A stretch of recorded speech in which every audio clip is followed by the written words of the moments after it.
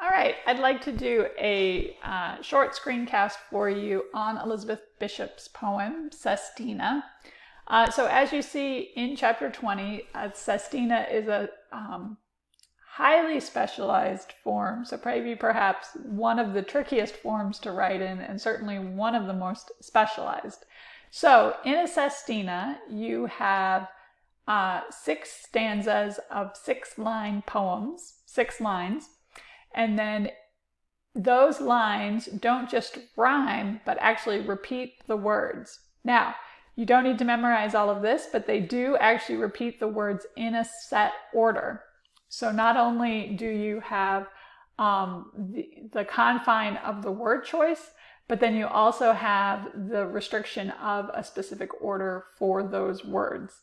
And then at the very end of the poem, there's a 3-line stanza that uses all 6 words again.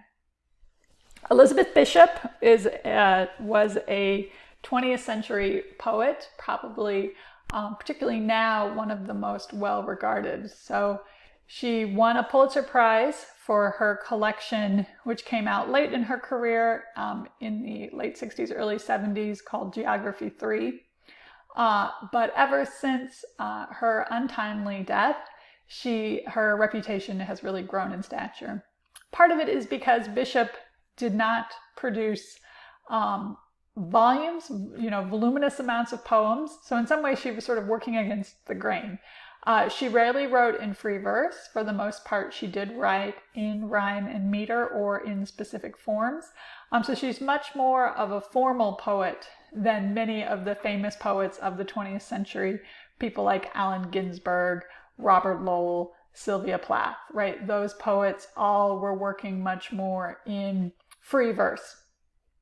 The other thing that Bishop refrained from doing, or sort of did in subtle ways, was confessional poetry. So she was close friends with Robert Lowell, who was the head of a school of confessional poetry.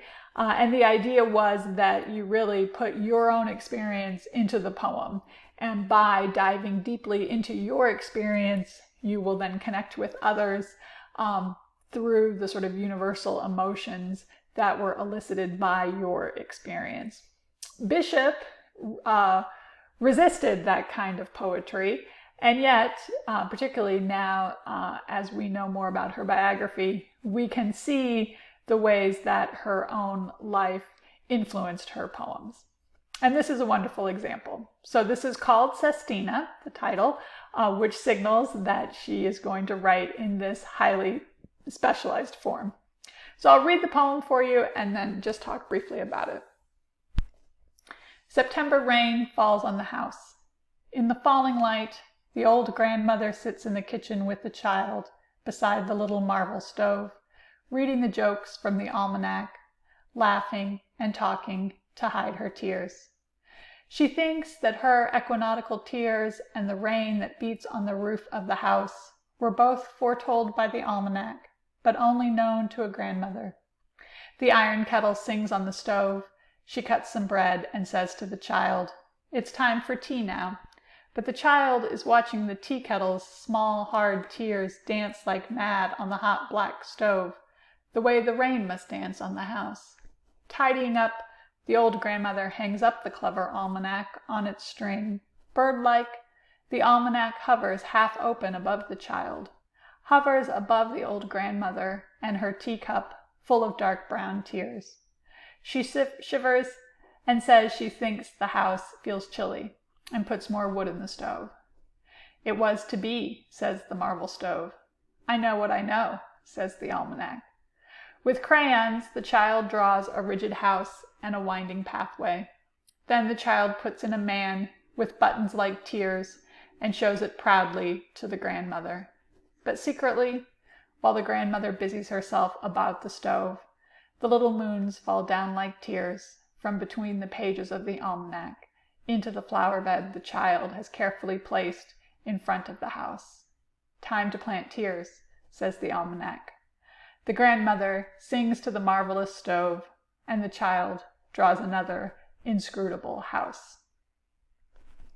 All right, so that is Sestina. And as you'll see, really part of what makes the success of the poem is the fact that Bishop resists any kind of elevated or heightened language. So because she knows she has to repeat these 6 words throughout the poem, she deliberately chooses very common and ordinary words and then writes the rest of the poem in a similar common and ordinary style. So I've actually read this poem out loud in classes before we dive into the explanation of the form. And then once I start talking about the repetition, students have exclaimed, "Oh, I didn't even realize when I was listening to the poem that those words were being repeated," right? So there's this real naturalness to the language. And you'll notice too, when I'm reading the poem, I don't always stay with the sort of heightened reading that you should do, where you kind of pause at the end of the lines and use a more slow and deliberate voice, because the poem really sort of pushes us across the lines, right, into these sort of more prosaic sentences. And then all of that really, I think, beautifully mirrors what's happening in the scene in the poem, right? So the way that Bishop uses this simple and ordinary language to capture this very simple and ordinary moment belies the depth of emotion that's sitting underneath it. And I think the way to get into that emotion, one of the signals, of course, is the word tears. So for her to pick tears as a word that's going to get repeated through every stanza really shapes the tone of the poem, right? This is not our ordinary scene of a lovely, warm, and delightful grandmother snuggling up with her granddaughter or grandchild and getting to really share in this sort of intimate moment, right? Instead, everything sort of seems to be spinning in its own little orbit and never quite communicating well.